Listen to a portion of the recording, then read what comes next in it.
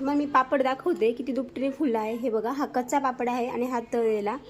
पाहू शकता किती छान फुलला आहे। तुम्ही एकदा या पद्धतीने हा उपवासाचे साबुदाणा बटाटा पापड नक्की ट्राय करून बघा, खूप छान होतात। अगदी इझिली आहे तयार करण्यासाठी। हे बघा, खूप खुसखुशीत हे तयार झालेले आहे। नमस्कार, मी स्नेहल किचन या यूट्यूब चॅनलवर तुमचं सगळ्यांचं मनपूर्वक स्वागत। आज आपण उपवासाचे साबुदाणा बटाटा पापड कसे बनवायचे ते पाहणार आहे। अगदी साध्या सोप्या पद्धतीने हे मी कसे बनवायचे ते दाखवलेले आहे व्हिडिओमध्ये, त्यामुळे व्हिडिओ तुम्ही शेवटपर्यंत बघा। हा कच्चा पापड आहे आणि तुम्हाला तळलेला पापड दाखवते मी। हे बघा, अगदी दुपटीने हा पापड फुलतो, अगदी खुसखुशीत हा पापड तयार होतो। तुम्ही पाहू शकता खूप छान हे पापड तयार झाले आहे। व्हिडिओ तुम्ही शेवटपर्यंत बघा आणि व्हिडिओ आवडल्यास व्हिडिओला एक लाईक नक्की करा। हे बघा, इथे मी हे सर्व बटाट्याचे साल काढून घेतले आहे। आता एक एक करून आपले सर्व बटाटे किसून घ्यायचे आहे। या किसणीने मी हे सर्व बटाटे किसून घेणार आहे, म्हणजे आपले बटाटे पटपट किसून होतात आणि त्याच्यामध्ये गाठी देखील राहत नाही। या प्रकारे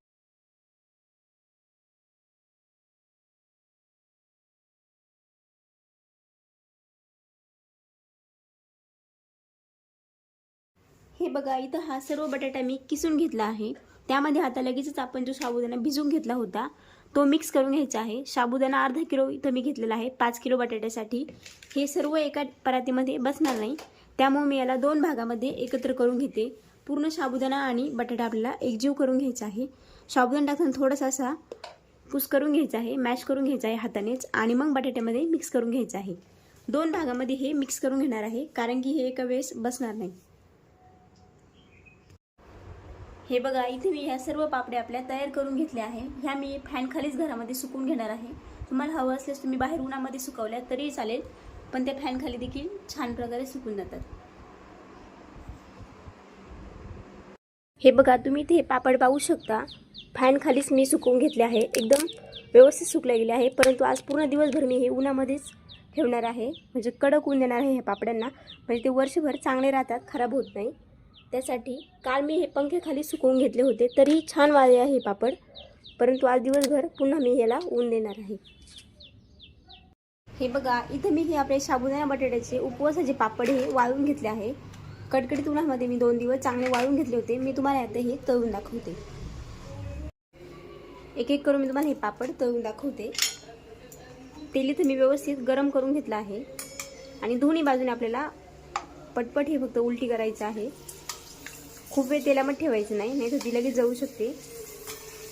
हे बघा, तुम्ही पापड पाहू शकता किती छान तळले गेला आहे। साबुदाणा तुम्ही बघू शकता किती छान टम्म फुगलेला आहे।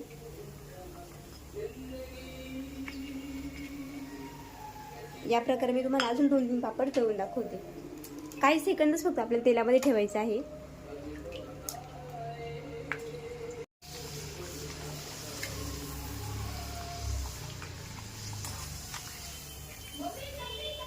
हे बघा, दुपटीने पापड फुलतोय आपला, खूप छान पापड तयार झालेले आहे। कलर पाहू शकता तुम्ही, खूप छान आला आहे।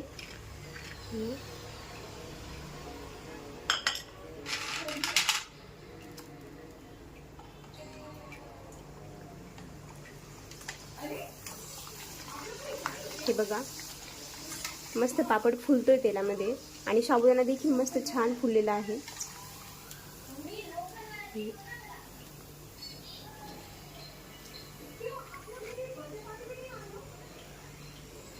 तुम्हाला मी पापड दाखवते किती दुपटीने फुलला आहे। हे बघा, हा कच्चा पापड आहे आणि हा तळलेला।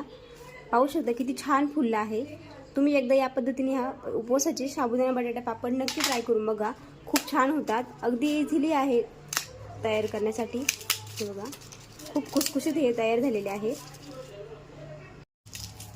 तुम्हाला ही माझी रेसिपी आवडली असेल तर व्हिडिओ एक लाईक करा, तसेच चॅनलवर नवीन असेल तर चॅनलला देखील सबस्क्राईब करा।